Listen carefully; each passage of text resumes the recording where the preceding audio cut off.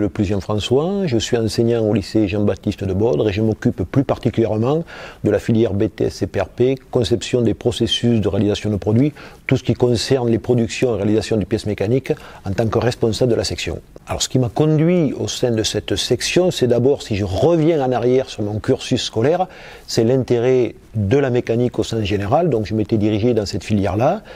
Ensuite, la formation en tant qu'enseignant, ça a été un pur hasard pour moi, mais c'est vrai qu'aujourd'hui c'est quelque chose qui me passionne absolument. Et par contre, l'alternance, ça a été une évidence pour moi.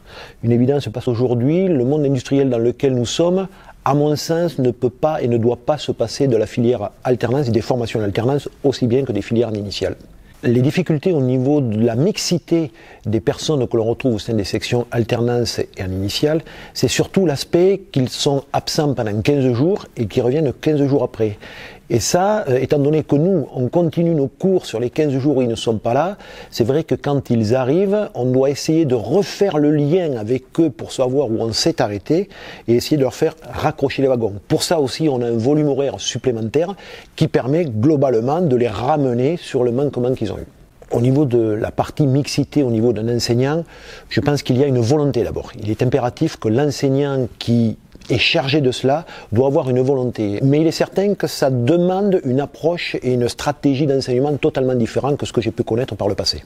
La différence au niveau pédagogie entre un jeune qui est en formation en alternance et un jeune qui est en formation en initiale vient surtout du fait que ces jeunes qui sont en alternance ont surtout à un moment donné une compétence technique pratique.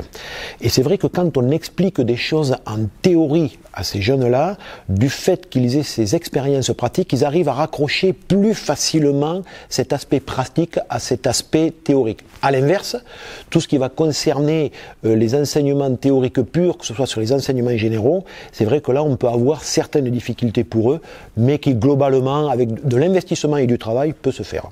Au niveau de la gestion de différence du rythme entre les alternants et les initiaux, la difficulté, c'est surtout cette cassure de rythme que l'on peut avoir et pour nous, ça nous impose impérativement de réfléchir aux moyens que l'on doit mettre en œuvre au niveau de nos enseignements. Ces moyens peuvent se faire par anticiper un petit peu les enseignements qui vont intervenir 15 jours après quand ils sont là et aussi et surtout, puisqu'on a un volume horaire complémentaire sur des enseignements, de rattraper quand ils sont là des choses que l'on a vues préalablement. Par contre, ce qui est certain, c'est qu'au niveau de l'adaptation, le discours est souvent et peut être différent par rapport à ce que l'on peut avoir avec les jeunes qui sont en formation initiale. Ce qui m'intéresse d'avoir ces alternants qui sont en mixité au sein de ma classe, c'est qu'ils peuvent apporter donc au niveau des jeunes une complémentarité au niveau de leur expérience. Et c'est vrai que quand on explique des choses en cours qui ont vraiment un aspect technique, certaines fois, ça m'arrive de dire, voilà, justement, par rapport à ce qu'on a avec cet alternant dans telle entreprise, voilà ce que l'on fait. Et ça peut être aussi le moment à eux d'intervenir pour expliquer et montrer certaines choses qu'ils font dans l'entreprise en question. Je pense que la mixité apporte une vision complémentaire et une richesse, oui, au niveau de la classe. Ça permet aux jeunes qui sont en initiale de voir un petit peu aussi que ce n'est pas si simple que ça, la vie en entreprise, car on organise aussi avec eux des visites en entreprise pour voir un petit peu comment ça se passe. Ça leur permet aussi de voir un petit peu ce qui se passe en entreprise et ainsi d'accroître leurs compétences. La relation que l'on a avec l'entreprise est une relation, bien entendu, dans un premier temps professionnelle, mais c'est aussi et surtout une relation amicale. C'est-à-dire que l'on a des échanges formels et informels avec l'entreprise pour avoir un suivi avec l'alternant.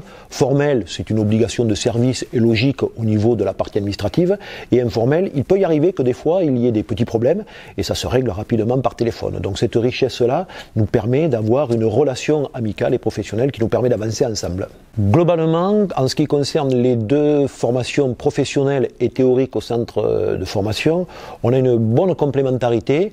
L'entreprise s'est calée, s'est ciblée, assure principalement la formation pratique et nous au CFA nous assurons essentiellement la formation théorique, mais les deux sont liés étroitement de par le contenu du référentiel.